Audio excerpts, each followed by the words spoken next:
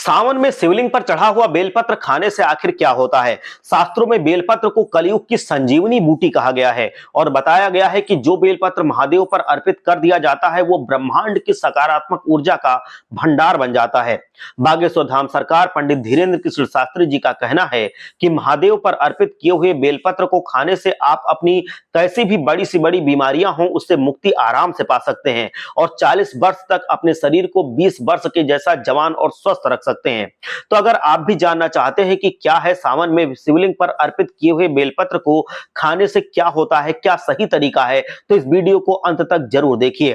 कहा जाता है कि महादेव पर जो भी वस्तुएं अर्पित की जाती हैं सबका अपना एक महत्व हो जाता है। फिर चाहे आप महादेव पर जल अर्पित करें, पंचामृत से महादेव को स्नान कराएं या फिर महादेव की प्रिय वस्तु बेलपत्र, धतूरा, शमी पत्र या फिर भांग धतूरा अर्पित करें, जिस भी वस्तु को आप अर्पित करते हैं आपको एक विशेष फल की प्राप्ति होती है। तो गुरु जी कहते हैं कि महादेव पर सावन में जो बेलपत्र अर्पित किया जाता है उसका भी एक विशेष महत्व होता है। माता सती ने जब पार्वती के रूप में जन्म लिया था और महादेव को प्राप्त करने के लिए 10,000 वर्षों तक बेलपत्र के पेड़ के नीचे महादेव की आराधना की थी और बेलपत्र की पत्तियों को खाया था, कड़ी तपस्या की थी।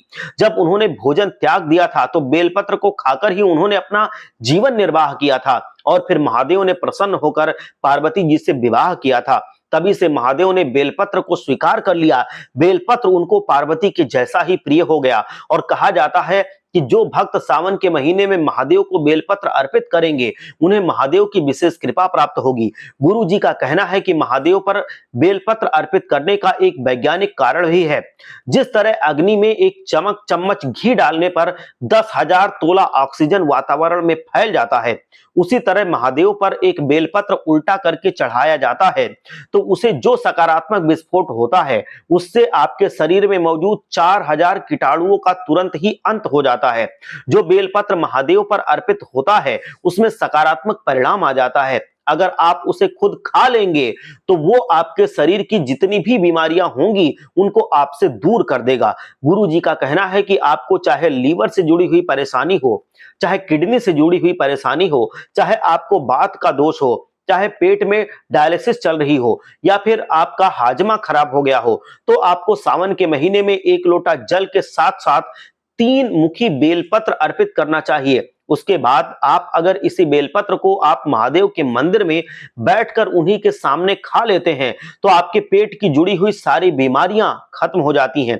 इसके अलावा अगर आपको कैंसर जैसी गंभीर बीमारी भी है तो महादेव पर अर्पित किए हुए बेलपत्र को महादेव की शिवलिंग के सामने ही लगातार 40 दिनों तक खाने से आपके शरीर में कैंसर वाले कीटाणु अपने आप धीरे धीरे करके खत्म होने लगते हैं और आपकी तबीयत में सुधार आने लगेगा। इसके अलावा अगर आप हर रोज महादेव के मंदिर में जा नहीं सकते और महादेव पर अर्पित किया हुआ बेलपत्र नहीं खा सकते तो आप सावन के महीने में सोमवार वाले दिन महादेव के मंदिर में जाइए, महादेव पर अर्पित किए हुए बेलपत्र को खाइए और अपने जीवन में जितनी भी परेशानियां हैं, जितनी तकलीफें हैं, जो बीमारियां हैं, उनसे मुक्ति पा जाइए। हर हर महादेव। जय श्री कृष्ण। राधे राधे।